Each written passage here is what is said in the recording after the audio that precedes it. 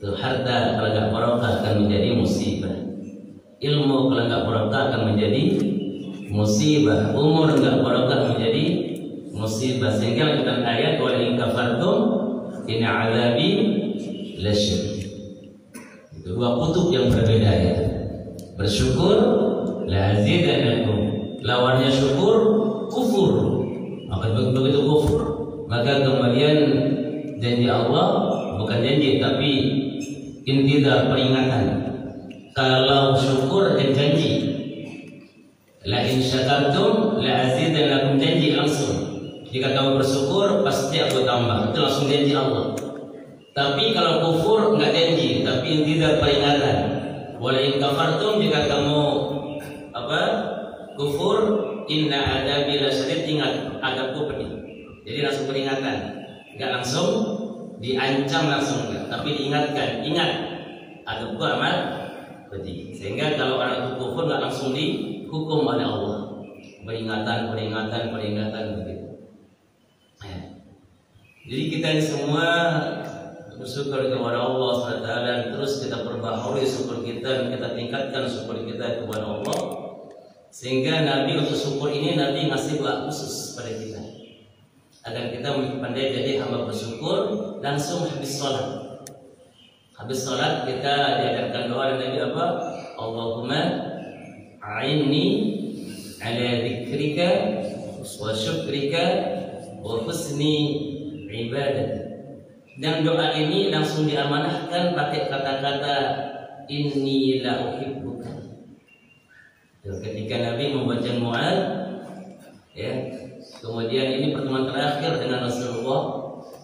Ketika Mu'ad oleh Nabi diangkat sebagai duta di Yaman untuk menjadi dai di Yaman, sehingga orang Yaman itu adalah murid-muridnya Mu'ad bin Jabal. Maka ketika itu hari berangkatnya Mu'ad, Rasulullah mengantar Mu'ad sampai ke pintu gerbang Madinah. Diantar oleh Rasulullah berdua. Saat mau pisah, Nabi mengatakan, ya Mu'ad, inni la uhibbu. Wahai Mu'ad, ketahuilah aku betul-betul mencintaimu. Wa qul fi kulli duburi salatin maktubah. Jangan lupa ya kata Nabi, baca tiap-tiap selesai sholat fardu, Allahumma a'inni ala dzikrika wa syukrika wa husni ibadatik. Ya Allah, tolong aku agar pandai berpikir kepadamu, agar pandai bersyukur kepadamu, dan agar aku bisa beribadah dengan sebaik-baiknya ibadah kepadamu. 3. Allahumma a'inni ala dzikrika wa syukrika wa husni ibadatik. Karena zikir kepada Allah ini enggak boleh lepas kita itu apapun juga. Keluar rumah zikir, kerja zikir, tidur zikir, makan zikir, pakai baju zikir. Sehingga tidak ada satupun amal orang muslim kecuali dimulai dengan zikir, minimal baca bismillah. Apa bismillah itu artinya? Dengan nama Allah. Apapun yang kita lakukan dengan nama Allah, bukan dengan nama, tapi dengan nama Allah. Sehingga seluruh proses amalia kita terusnya adalah atas nama Allah. Nah, kalau atas nama Allah ini masuk ke hati kita, masuk ke pikiran kita, masuk kepada perasaan kita, maka kita ini menghadap Allah dengan 3 hal minimal, Pak ya. Kalau kita sujud, kita baca Quran, kita ruku, paling tidak 3 yang kita bawa. Sujudnya dengan hati, dengan pikiran, yang perasaan sekaligus minimal itu. Jadi ketika kita takbir, kita sholat, kita langsung terpusat pada diri kita. Tegaknya kita di hadapan Allah ini apa saja? Apakah hanya badan kita, atau berbarengan dengan hati kita? Hati sudah hadir, pikiran hadir, perasaan hadir. Karena kalau perasaan nggak hadir, itu nggak nyaman. Nggak nyaman, mungkin ada kiri kanan kita, mungkin ada kejepit, mungkin kelonggaran, jadi nggak nyaman. Tapi kalau pun hati, pikiran dan perasaan sekaligus ini hadir di hadapan Allah. Dan kalau ini dibawa terus kemanapun juga, ketika kita taklim, hati, pikiran, perasaan. Ketika kita makan, hati, pikiran, perasaan terus dibawa terus, maka ini kalau masuk Allahumma a'inni ala Dikrikahnya masuk, dikirnya masuk. Dikirnya masuk. Dikir itu meliputi apa? Hati, pikiran, perasaan sekaligus. Terus hati, ya. Nah, Bapak sekalian, bagaimana kita tidak ada bersyukur kepada Allah dengan nikmatnya yang begitu besar, sehingga hidup kita terasa bermanfaat. Nikmat kita hidup ini dengan Islam, nikmat hidup kita dengan iman. Kita ini betul-betul nggak kecewa menjadi hamba Allah dan menyembah Allah, dan kita betul-betul nggak kecewa jadi umat Nabi Muhammad Sallallahu Alaihi Wasallam. Salam dan salam kita sampaikan pada uswah dan qudwah kita habibina wa syafi'ina wa qurrati a'yunina sayyidina Rasulullah Muhammad sallallahu alaihi wasallam. Assalamu alayka ya Rasulullah. Assalamu alayka ya Habibullah. Assalamu alayka ya Habibullah. Allahumma shalli ala Muhammad wa ala ali Muhammad. Bapak-bapak, ibu-ibu jemaah yang dirahmati oleh Allah Subhanahu wa taala. Insyaallah kajian kita pada pagi ini Ramadan sudah lagi ya. Marhaban ya Ramadan. Sekitar tanggal 23, 23 itu kira-kira ya. Jadi kita nanti tunggu pemerintah. Maka menghadapi sebuah karunia besar dari Allah SWT ini harus dengan persiapan besar. Barang siapa tidak mengadakan persiapan besar, berarti dia tidak mencita-citakan suatu hal yang besar. Orang itu ketahuan bahwasanya itu mengagungkan sesuatu daripada sikap persiapannya. Undangan besok di mana? Wali kota. Oh, seminggu yang lalu saya bingung tuh mencari jasnya, dasinya, pecinya, udah persiapan karena dia mengagungkan acara itu. Dia ingin ketemu dengan keluarganya di kampung, udah mulai sebelumnya direncanakan semuanya. Bawa apa ke sana, udah mulai diinventarisir itu. Tentu siapa saja akan ditemui, apa oleh-olehnya, udah mulai sibuk. Berarti dia menganggap penting pertemuan ini. Ini Ramadan amat sangat besar bagi orang yang memiliki bank modal. Yang nggak punya bank modal, dia akan menganggap kecil Ramadan itu.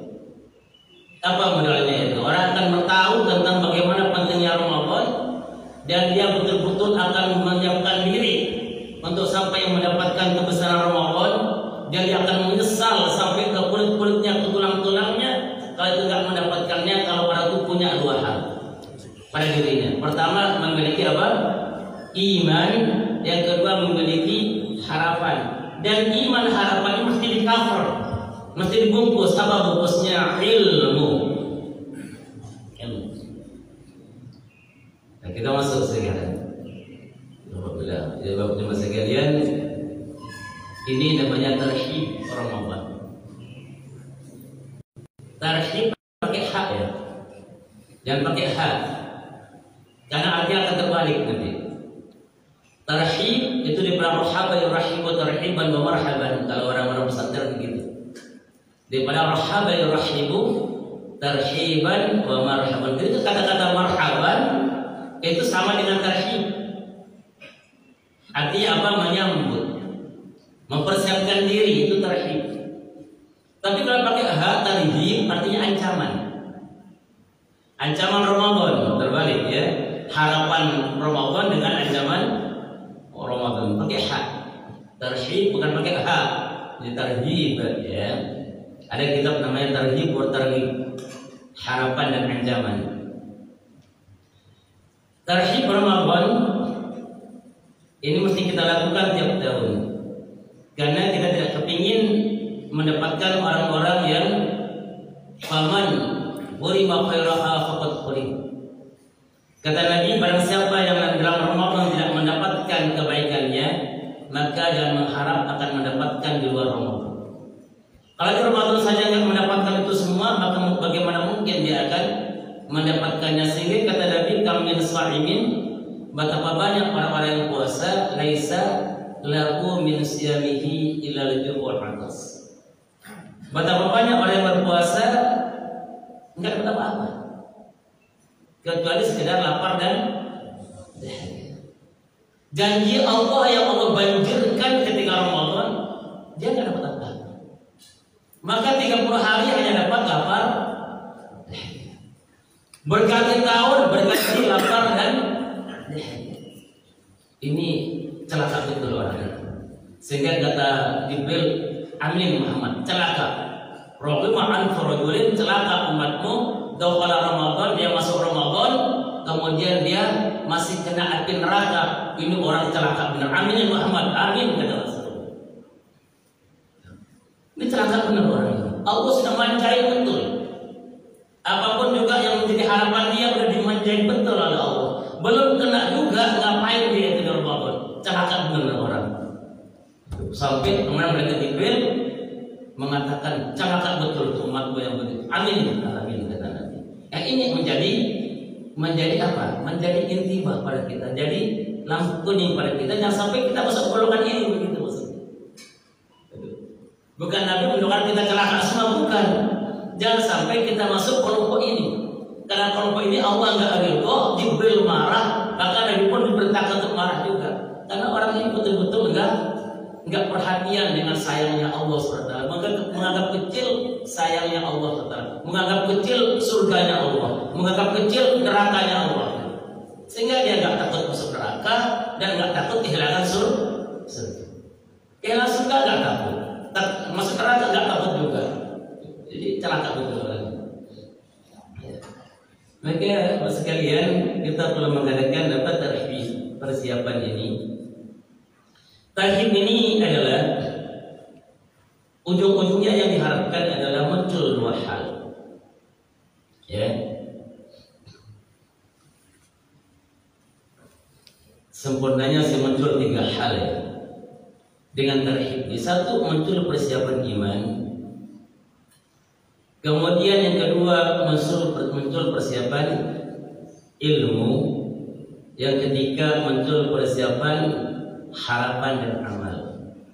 Tak kali bagi dua dengan apa? Muncul persiapan iman dan harapan atau amal. Munculnya dua hal ini tentu dengan ilmu. Orang yang tidak memiliki ilmu tentang Ramadan ini atau amal apa saja, al-amalu bil ilmin mardudun dan yuqbal. Semua amal yang dilakukan tanpa ilmu mardud, akan ditolak oleh Allah. Lan yuqbal pakai lan.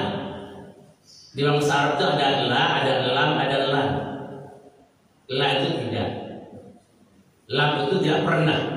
Lan itu tidak akan pernah. Jadi bahasa Arab itu ada la, ada lam, ada lan. La itu tidak. Lam tidak pernah. Lan tidak akan pernah. Sampai hari kiamat tidak akan pernah. Lan.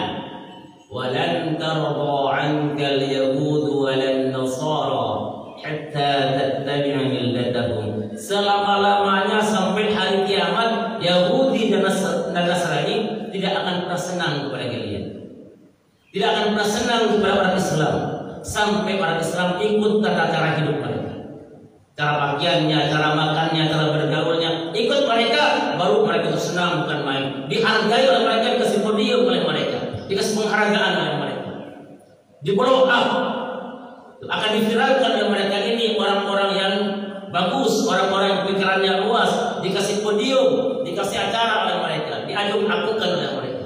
Kalau kita ikut tata cara hidup mereka, pakaiannya ikut mereka, ibadahnya ikut mereka, cara bergaulnya ikut mereka, cara bernegaranya ikut mereka, mereka akan kasih penghargaan-penghargaan. Kalau tidak kita konsisten dengan Islam, maka jangan diharapkan Yahudi dan Nasrani senang dengan Islam. Allah katakan walan, selama-lamanya tidak akan pernah Yahudi dan Nasrani akan senang dengan Islam kecuali kita mengikuti tata cara hidup mereka. Pakai lan. Jadi ada la, ada lam, ada lan. Jadi kalau bapak-bapak baca Quran pakai apa di la? Tidak. Atau jangan. Lam tidak pernah. Lan tidak akan pernah. Lan ya. Maka sekalian kita harus ngaji karena dengan ngaji ini amal bisa dikontrol. Ini amal saya sudah benar atau tidak ya? Dikontrolnya pakai apa? Pakai ilmu. Nah, amal yang tanpa ilmu mardudun, tertolak, lan yuqbal, selama-lamanya tidak akan pernah diterima. Lan, pakai lan. Orang yang gagal di wudunya jangan harap sholatnya diterima. Kenapa? Karena syaratnya sholat adalah dia lepas daripada 2 hadas. Dan hadas kecil itu hilang kalau dengan cara wudu. Wudunya salah berarti dia tetap berhadas. Dia sholat dengan keadaan hadas tidak akan diterima. Ya. Di wudunya salah karena itu ada syarat. Jadi untuk itu ilmu wajib kita miliki. Atau orang tahu tentang ilmu rukun-rukunnya, syarat-syaratnya, tapi tidak tahu tentang ilmu fadilah, sunnah-sunnah keutamaannya, maka dia akan kehilangan satu peluang besar untuk mendapatkan limpahan rahmat Allah tak terhingga di bulan Ramadan. Kenapa? Karena dia hanya tahu rukunnya saja. Yang rukunnya puasa apa, pembatalnya apa, tahu itu saja, enggak tahu yang lain. Ya, maka sekali saya sampaikan, kalau orang itu sudah usia SMA ke atas, kita udah SMA ke atas kan? Maka ukuran amalnya tidak lagi sah dan tidak sah. Sah tidak sah itu adalah ukuran anak SD umur 12 tahun ketika balik. Sholatnya sah atau enggak sah. Tapi kalau ukuran sudah balik ke atas, bukan lagi sah tidak sah, tapi diterima atau enggak ya Allah. Itu yang kemudian hidup di pikiran kita. Sholat saya diterima enggak ya Allah ya. Jadi persiapannya untuk diterima, bukan sekedar sah tidak sah. Baca Quran saya ini diterima enggak oleh Allah ya. Sehingga bukan lagi ukurannya mubuk berapa juz, bukan itu lagi ukurannya. Ini baca Quran saya itu benar enggak? Saya baca Quran atau baca sesuatu yang mirip dengan Quran? Ini pertanyaan di kita itu sudah. Puasa saya diterima enggak oleh Allah ya? Karena kalau urusan sah gampang. Enggak makan, enggak minum, enggak hubungan suami, selesai sah. Tapi yang menggugurkan amal ini banyak, ngomongin orang, berantem, korupsi. Masih ketika puasa nonton sesuatu hal yang diharamkan oleh Allah.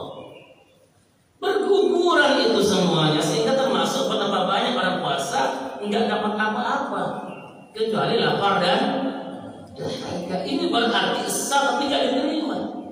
Enggak wajib pokok dia. Tuh, Ustaz, saya kemudian ngomongin orang dalam Ramadan, Ustaz. Wajib kodok enggak? Mau tanya ke ulama sama saja enggak wajib kodok. Enggak wajib kodok. Sah berarti. Tapi termasuk cacat dalam isinya, esensinya itu, sehingga nggak termasuk puasa yang diterima. Dan sekalian yang dalam oleh Allah SWT, maka kemudian sebelum kita masuk ke sana, kita masuk kepada 2 modal tadi. Pertama apa? Iman. Kedua ihtisab. Saya mengatakan man shoma Ramadhana imanan wa ihtisaban ghufira lahu ma taqaddama min dhanbi. Artinya apa? Man barang siapa? Berarti umum, siapa saja. Siapa saja, mau imam, mau makmum ya, siapa saja. Mau ustaz, mau murid, siapa saja. Man. Sopani wong dalam bahasa Jawanya. Siapa saja selama yang berpuasa, tapi berpuasanya pakai 2 landasan, 2 modal. Apa itu? Iman, karena iman. Maksudnya apa Pak? Karena iman. Nah ini kan betul ada maksud. Maksudnya karena iman itu bukan karena ikut-ikutan, bukan. Enggak enak. Ini kan di kantor saya puasa semua, masa saya nggak puasa? Nah, bukan karena itu, bukan. Tapi betul-betul karena iman ini berarti menuju kepada keikhlasan hati. Betul-betul ikhlas karena Allah. Ikhlas karena Allah. Kalau anak kecil masih barang siapa anak-anak puasa sehari ibu kasih 50.000 ya. nanti kalikan di akhir bulan. Itu bukan karena imanan, tapi karena rupiahan. Nah kita ini tidak boleh masuk selain apapun untuk motivasinya kecuali Allah. Berarti ikhlasnya harus penuh imanan. Yang kedua adalah wahtisaban. Apa wahtisaban artinya? Harapan. Harapan apa? Harapan mendapatkan semua janji-janji Allah SWT. Maka orang yang berpuasa karena iman tapi karena tidak mengharap, Ustaz yang penting saya puasa Ustaz, enggak usahlah kemudian saya mendapatkan Lailatul Qadar, enggak usahlah kemudian saya mendapatkan apa janji Allah akan dijamin tidak akan kena neraka misalnya. Berarti orang ini meninggalkan satu modalnya. Maka ketika meninggalkan satu modalnya ini, dia akan gampang menggugurkan amalnya. Kan nggak ada harapan.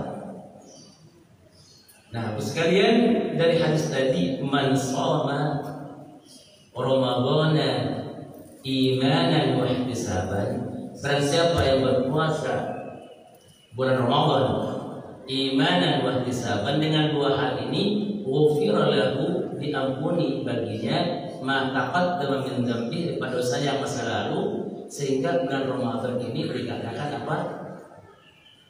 Syahrul maghfirah, bulan pengampunan.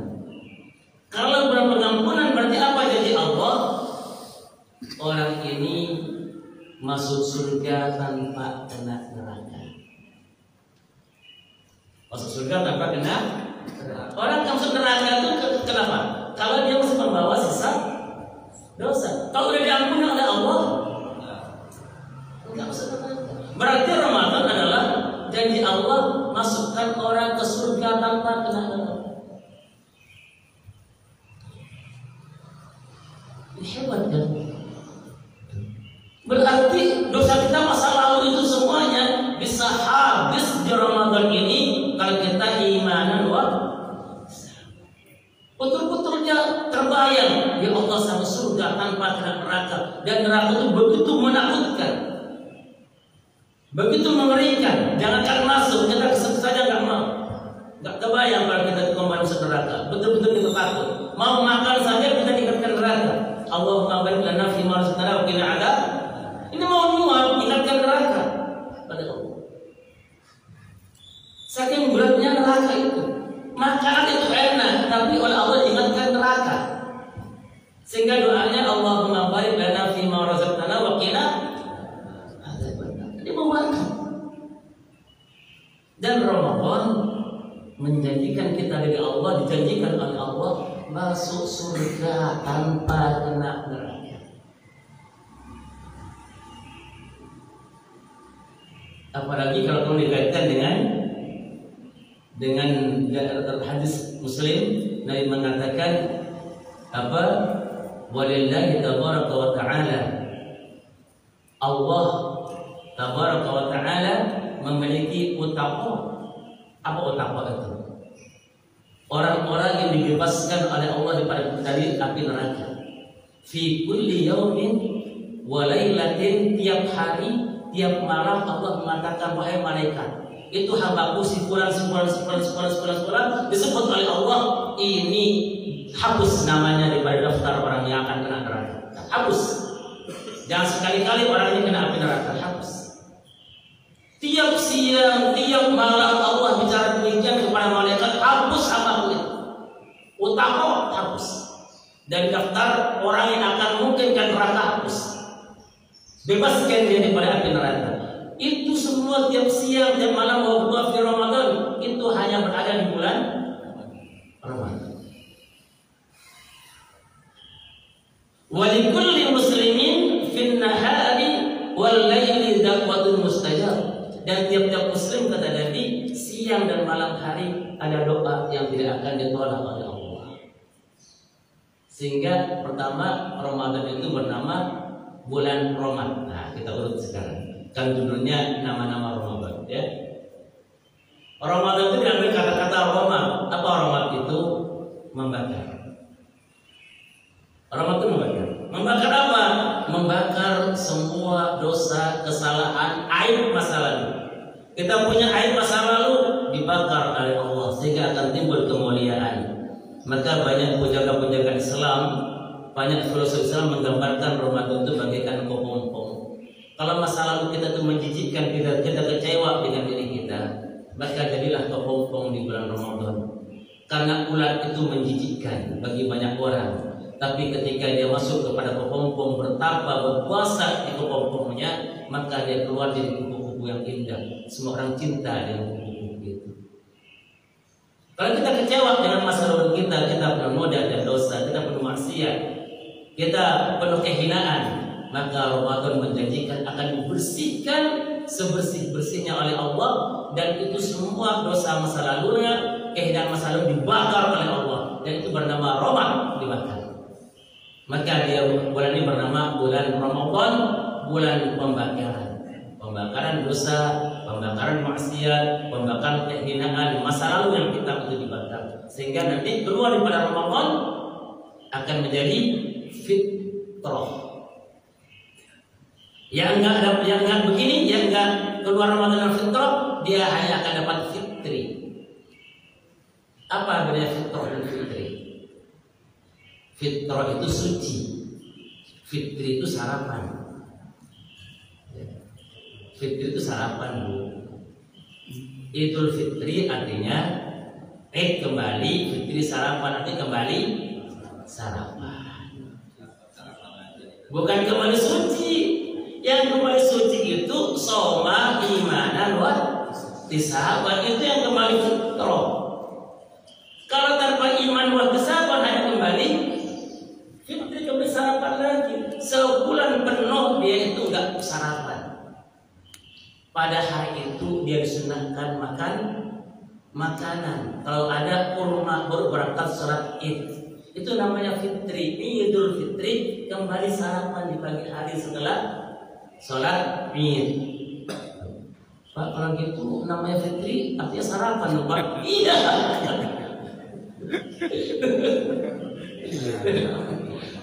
Dulu niatnya suci, Pak. Tahunya belakangan. Ya sudah, ganti yang mirip apa? Fitrati.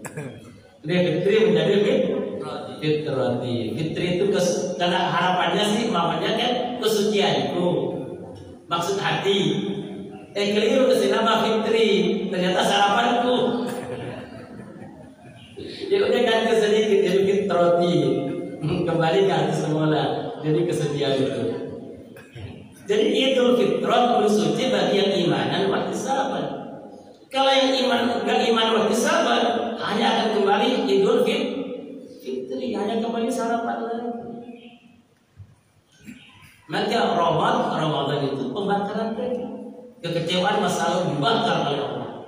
Dengan iman wa ihtisaban timbul optimisme, timbul harapan, kedekatan dengan Allah, kecintaan dengan Allah. Sehingga kualitas dirinya, kualitas cintanya, ibadahnya, syukurnya, harapannya besar, sehingga hari demi hari menjadi apa? Menjadi sebuah kesempatan dia beramal dengan tulus semangat. Ramadan. Kemudian Ramadan tadi, Ramadan bernama lain apa? Syahrul Itqun minan nar. Bulan pembebasan daripada api neraka. Mudah-mudahan termasuk yang Allah dikatakan mutaqo. Hamba-hamba Allah yang Allah bebaskan dari api. Bapak-bapak kalau baca hadis Bukhari Muslim, hadis panjang sekali, sampai Nabi ketika Nabi diperlihatkan oleh Allah umat-umat masa lalu. Nabi bercerita, diperlihatkan kepada aku umat-umat masa lalu. Aku melihat ada seorang Nabi, pengikutnya umatnya hanya 2 orang. Aku lihat seorang Nabi, pengikutnya hanya 1 orang. Aku seorang Nabi, tidak ada pengikutnya sama sekali. Dia datang sendirian, tidak ada umatnya, tidak ada yang mau ikut dakwahnya. Tiba-tiba aku melihat umat yang besar, kata Rasulullah. Aku kira umatku, tapi dikatakan kepada aku itu Musa bersama umatnya. Lihat ke ufuk sana, aku lihat gumpalan manusia yang banyak sekali. Terus diberangkat lagi, lihat ke sana, aku lihat lagi lebih banyak lagi. Dikatakan itu umatku. Umat Rasulullah yang paling besar, dan dikatakan oleh Allah di dalam umatmu itu ada 70.000 orang masuk surga tanpa hisab, tanpa azab. Enggak pernah diberikan catatan amalnya buat apa? Enggak ada timbangan bagi dia. Begitu meninggal dunia husnul khatimah, bidadari malaikat melihat dia, yang menjemput dia adalah malaikat, yang kemudian besuk dia malaikat. Ketika sakratul maut datang malaikat membesuk dia, menyambut tubuhnya. Sehingga ketika itu dia berbinar-binar mukanya. Kelihatan oleh dia itu bagaimana surga itu, dan dunia ini buruk sekali. Sudah gak betah dia di dunia. Dia betul-betul kepingin menuju tempatnya.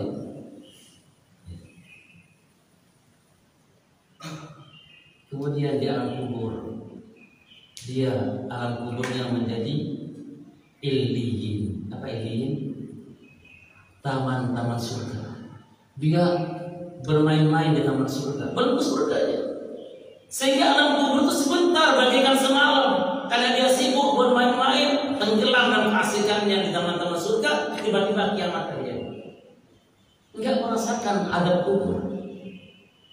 Begitu kemudian hari berbangkit yaumul ba'ats, dibangkitkan dengan muka cahaya yang berwarron muhajjalin, cahaya yang menyilaukan, bagaikan bulan ketika purnama.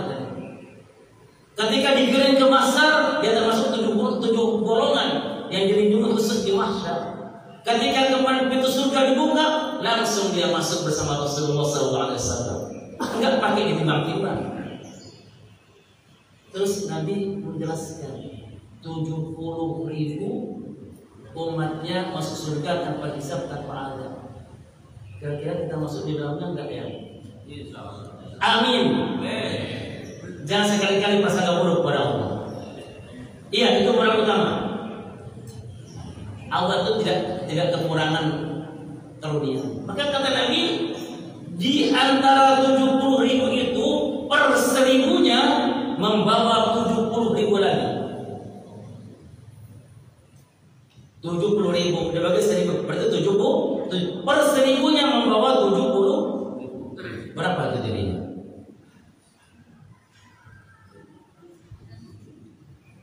Juta. Ya. Terus kata Nabi, berhenti enggak, kata Rasulullah, wa salasu hasayatu rabbi, dan Nabi mentiduk dengan 3 tidukan. Hasa itu kalau orang mandi itu ngambil gayung siram itu hasa. Kalau 3 salas hasayat. Kalau yang nyiduk kita itu mungkin gayung. Yang nyiduk Allah. Yang hidup Allah. Langit yang 7 bersama bumi dibandingkan kursinya Allah hanya bagaikan cincin di padang pasir. Kursinya Allah dibandingkan arsy-Nya Allah hanya bagaikan cincin di padang pasir. Bagaimana besarnya Allah kalau arsy-Nya saja begitu, dan bagaimana kedudukannya Allah? Maka kita ingat hadis rahasia. Hadis rahasia. Namanya hadis rahasia. Kalau Bapak buka di Google ketemu tuh hadis rahasia. Apa tuh hadis rahasia? Kembali dengan Mu'adz lagi. Mu'adznya sahabat istimewa. Suatu ketika Rasulullah memuja Mu'adz bin Jabal. Nabi tanya, ya Mu'adz, atadri ma haqqullah 'ala ibadi wa ma haqqu ibadi 'ala rabbi? Wahai Mu'adz, tahukah engkau apa hak Tuhanmu terhadap hamba-hambanya? Dan apa hak hamba-hambanya terhadap Tuhannya? Di dua ditanya Nabi, Mu'adz, tahukah engkau apa hak Allah terhadap hamba-hambanya?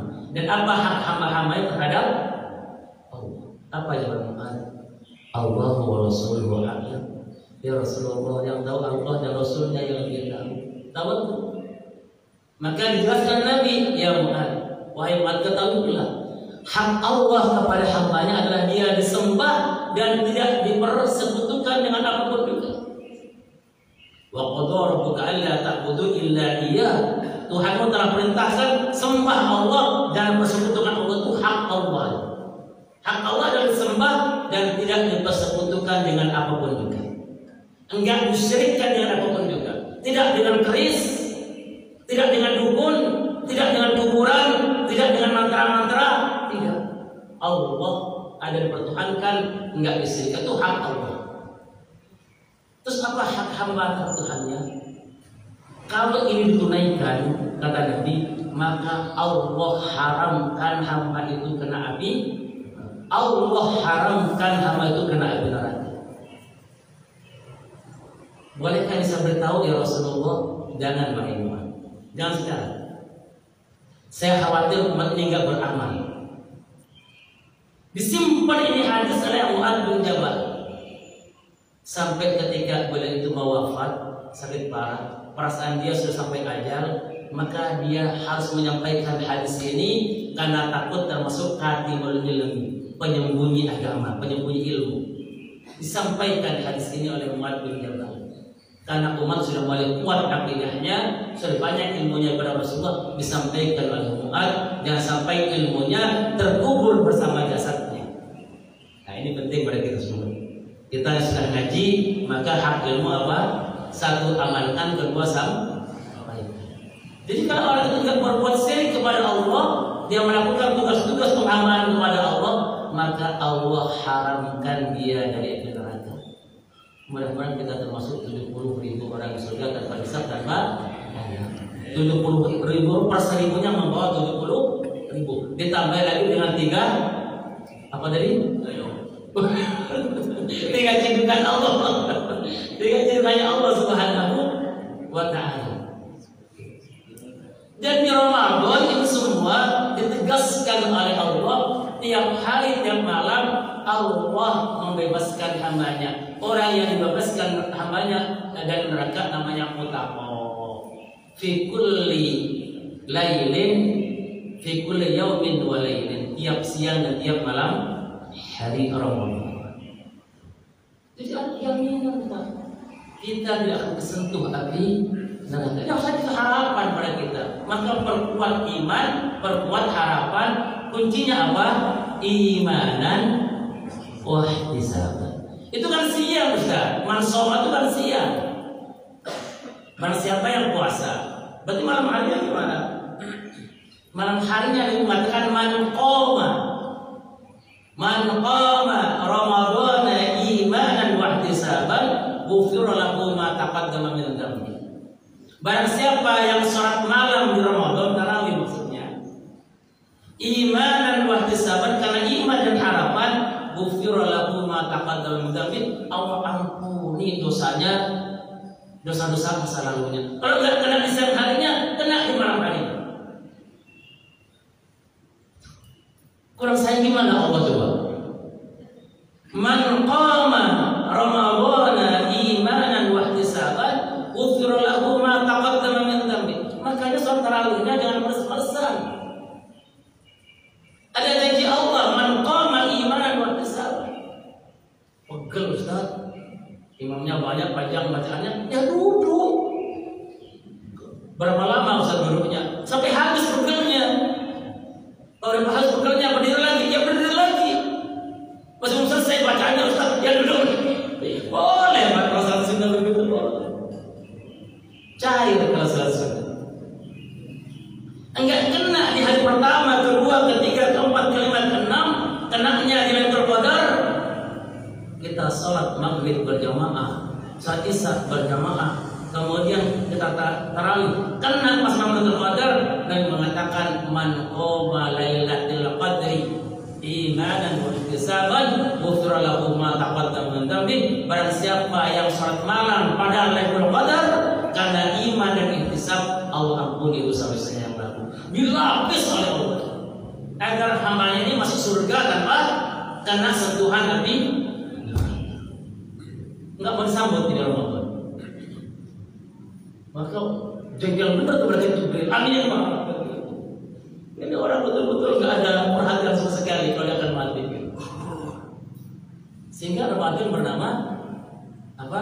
Kalau siang hari puasa, sehingga dikatakan syahrus siyam. Dari Ramadan adalah artinya peleburan, pembakaran dosa-dosa. Maka karena dia ada puasa dikatakan syahrus siyam. Siang hari, malam harinya adalah qiyam, sehingga dikatakan syahrul qiyam. Di akhir Ramadan ada Lailatul Qadar, dikatakan syahrul Lailatul Qadar, yaitu bulan yang di dalamnya ada Lailatul Qadar. diampuni dosa-dosanya sehingga dikatakan syahrul maghfirah, bulan pengampunan. Dijanjikan oleh Allah masuk surga tanpa kena neraka. Syahrul itqun minan nar, syahrul iqam minan nar adalah bulan pembebasan dari api neraka.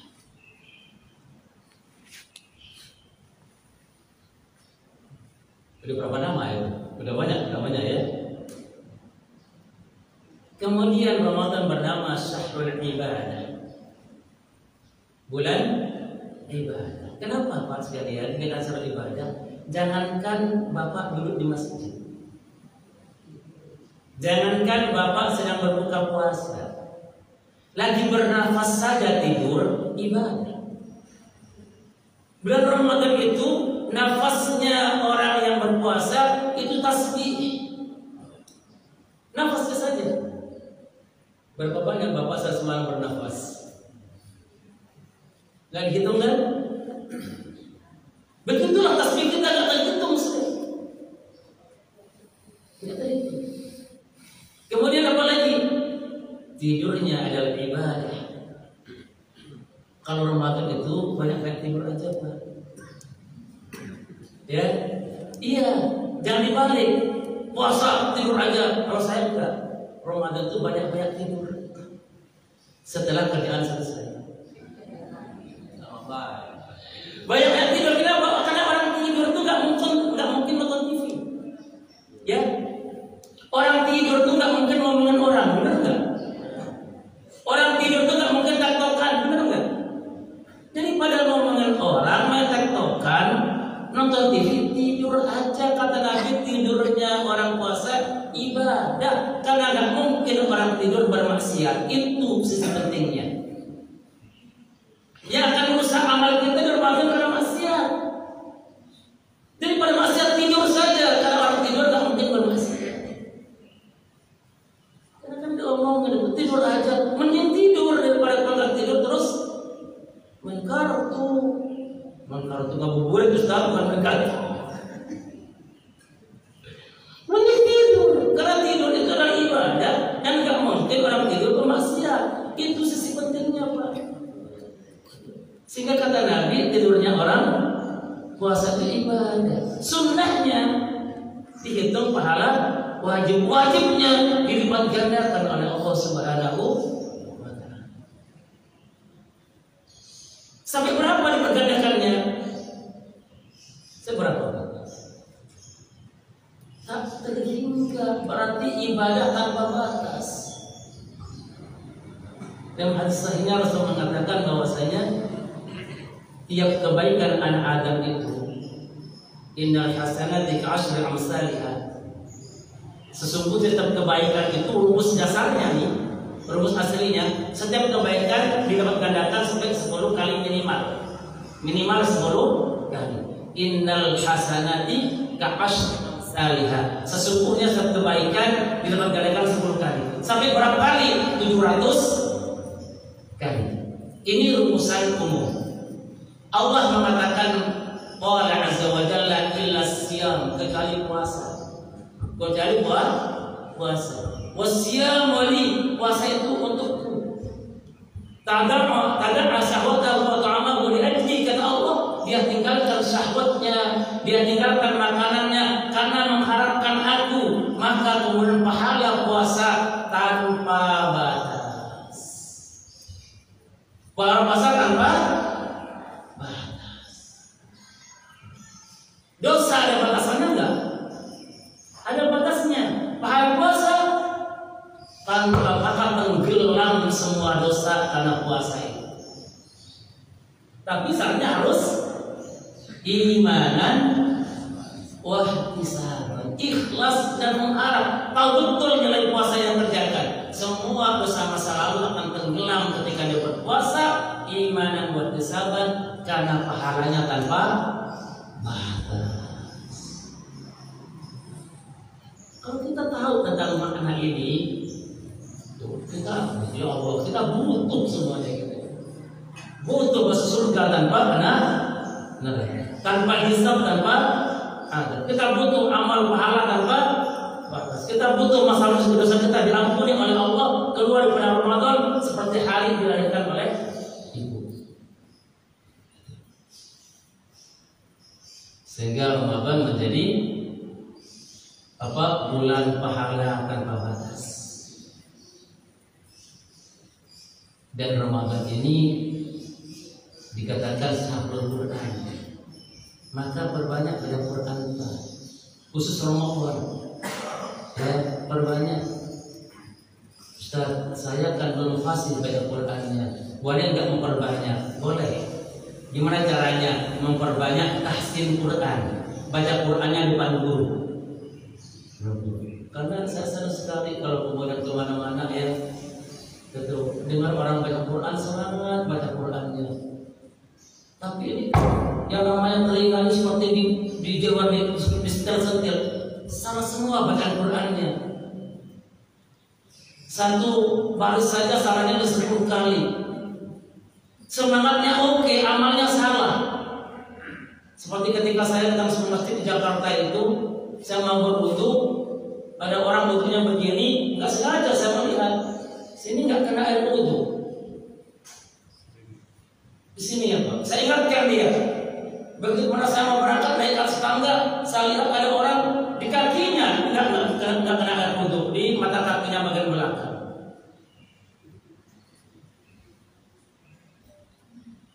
Kecelakaan. Terus saya bilang ini kalau begini saya di sini terus sholat saya. Akhirnya habis sholat saya cari pengurusnya. Pak, ini masjid sudah jadi rujukan orang mau sholatnya banyak, orang terbangkit mau sholatnya banyak. Ini peran masjid, jangan sampai orang salah-salah ibadahnya. Gimana Pak? Saya ceritakan. Tolong tempelin yang gede itu poster cara wudhu yang benar dan risiko kalau wudhunya salah. Jadi orang kalau wudhunya salah itu tidak sah sholatnya, termasuk wailul lil musallin, celaka para yang salah. Sholatnya membawa pada kecelakaan karena apa? Amalnya nggak dituntun oleh Allah dan Rasulnya. Nah ini penting sekali sekalian untuk kemudian kita ini bagaimana mengkaji iman dan mengerti sahabat ini. Ternyata kita mendapatkan nanti sahur Quran.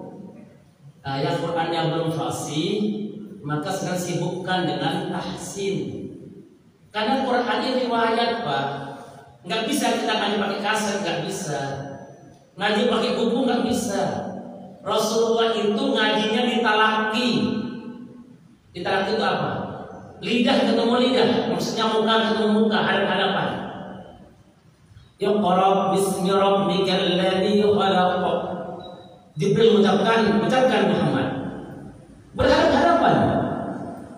Tebal tipisnya, panjang pendeknya, kolkolahnya, gunahnya, berhadapan langsung. Langsung berhadapan, dikontrol langsung. Allah ke Jibril ke Rasulullah, Rasulullah ke sahabat, berhadapan-hadapan. Langsung berhadapan-hadapan. Sahabat ke tabi'in berhadapan-hadapan, tabi'in berhadapan-hadapan. Kita ke guru Quran kita kapan berhadapan-hadapannya? Dulu Ustaz masih di kampung, berapa kali berhadapan-hadapannya? Masih kecil, terus baca 30 juz, tidak berhadapan-hadapan. Yang berhadapan-hadapan hanya juz 30. Pas masuk 30 juz sudah nggak punya guru lagi. Berbekal juz 30 kita baca 30 juz, gimana? Terus kita ke hadapan Allah bawa Quran yang mana?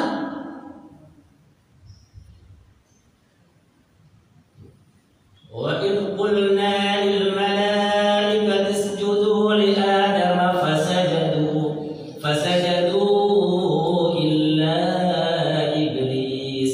Dia baca وَإِذْ قُلْنَا لِلْمَلَائِكَةِ اسْجُدُوا لِآدَمَ فَسَجَدُوا إِلَّا إِبْلِيسَ. Itu dua kali yang sekali kita bacakan itu terbalik itu artinya. Kalau yang pertama wa idh qulna lil malaikati isjudu, ingatlah ketika kami berkata kepada malaikat, Allah kami itu. Allah bukan kata-kata kami, menunjukkan keagungannya. Berul berstatus dalam bahasa Indonesia. Ditaqdim, Allah mengagungkan dirinya. Tapi dibacanya wa idh qulna lil malaikati isjudu, ingatlah ketika para wanita berkata kepada malaikat. Yang mereka mana? Kulna hanya panjang dan kulna nanya pendek. Kulna artinya para wanita berkata. Kulna kami berkata. Kulna itu domennya nahnu. Pengucapnya kulna kunna mereka. Ini kesalahan begini fatal. Pakai imamnya lagi misalnya. Langsung kita mufarraqah saja pada keadaan Fatihah. Kita langsung niat untuk keluar dari jamaah karena pada Fatihah itu sudah batal sholat imam. Ini maka Ramadan dikatakan syahrul Quran. Syahrul Quran kita bertanya tahsin dan kita walaupun kita enggak hatam enggak apa-apa, tapi ada peningkatan kualitas bacaan betul-betul Quran yang kita baca, bukan seperti Quran bukan. Ya, walid qulna Quran, walid qulna seperti Quran. Ya, karena itu bukan Quran ya. Demikian ya. Kalau saya perlu diingatkan Pak, kasihkan ngomong, nggak ngerti kalau saya bayar begel. Ya, kata Ibnu Mas'ud itu kalau ngajar itu dengan tiap hari dan kalau ngajar dengan lama-lama, kenapa yang ngomong enak ngomongnya, yang dengerin begel. Takut bosan gitu. Barangkali sampai sini dulu ya. Bapak ibu kalian yang dirahmati oleh Allah SWT, pengantar kepada kita membuka betapa besarnya makna Ramadan itu, betapa kita berkepentingan dengan Ramadan itu, betapa kita butuh pada Ramadan itu. Maka kita siapkan semuanya dengan ilmu, dengan iman dan dengan harapan.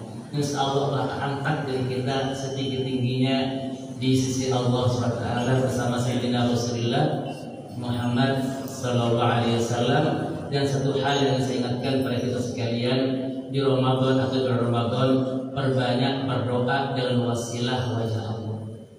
Apa? Perbanyak berdoa dengan wasilah wajah Allah. Karena Ramadan itu juga bernama sahut doa. Apa? Bulan doa. Allah akan mengabulkan doa Muslim siang dan malam hari. Maka di antara doa penting adalah berdoa dengan wajah Allah, bukan sekedar dengan asmaul husna. Tapi kalau sudah menggunakan wajah Allah, tidak boleh minta kecuali minta surga Firdaus. Bolehnya hanya minta satu, nggak boleh yang lain. Ikutin ya lafadznya. Allahumma inni as'aluka biwajhikal karim jannatakal firdaus ya rabbal alamin. Ya Allah, sesungguhnya saya mohon kepadamu dengan keagungan wajahmu, saya mohon surga firdausmu ya rabbal alamin. Berdoa berwasilah dengan wajah Allah hanya boleh satu, minta surga firdaus. Amalkan mulai sekarang, lebih di bulan Ramadan. Semoga nanti kita bersama Sayyidina Rasulullah Muhammad SAW surga firdaus, termasuk 70.000 hamba Allah yang surga tanpa hisab, tanpa adab. Amin ya rabbal alamin. Saya sendiri dulu, pada nanti ada hal lain dari. Alhamdulillah, saya kembali pada Ustaz Samsul Arifin yang telah menyampaikan pelajarannya pada pagi hari ini terkait masalah akhir Ramadan, persiapan dalam menambut bulan Ramadan.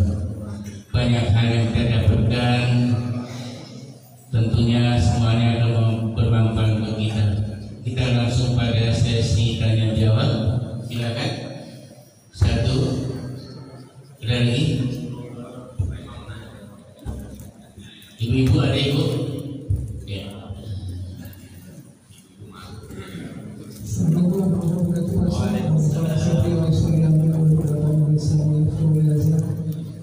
Pasal tadi kan Nabi itu diajarkan oleh Jibril berhadapan-hadapan Ustaz. Terus kita ada istilah tawasul gitu Pak Ustaz. Kenapa kalau di Indonesia itu tawasul itu hanya kepada misalnya Abdul Qadir Jailani atau kepada wali-wali Songo yang ada di Indonesia gitu loh. Kenapa bukan kepada tabiin atau kepada Jibril sekalian mengajarkan langsung atau itu kepada Nabi gitu Pak Ustaz. Jadi bagaimana sebetulnya tawasul ini gitu Pak Ustaz. Dan satu lagi mengenai ikhlas. Sebetulnya apa sih artinya ikhlas itu Pak Ustaz? Itu saja. Assalamualaikum warahmatullahi wabarakatuh. Ada lagi?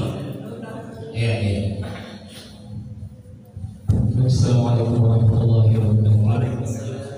Perkenalkan, nama saya Adi. Saya dari Sulawesi. Yang pertama saya bertanya kepada Ustaz, bagaimana cara kita mengkodok puasa Ramadan yang jumlahnya kayak misalnya Ustaz? Jumlahnya misalnya lupa. Dan yang kedua, saya mau izin pamit kepada DKM karena kemarin itu jadi bertanya saya Ustaz. Terima kasih kepada DKM, semoga Allah Subhanahu wa Ta'ala memberikan pertanyaan. Lagi Ini ya kita produk kita di sini. Alhamdulillah Pak Edi. baik, ada lagi? Kalau banyak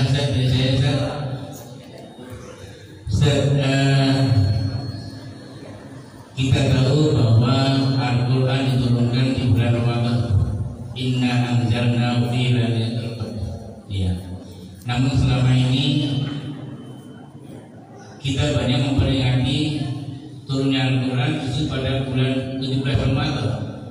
Nah itu mohon dijelaskan kan? Kalau Ramadan pada bulan Lailatul Qadar itu kan turunkan di situ sekaligus ya seluruh Al-Quran yang diletakkan di Lauh Mahfuz ya. Nah itu mohon dijelaskan ya. Bismillahirrahmanirrahim. Allahumma shalli ala Muhammad wa ala ali Muhammad. Pak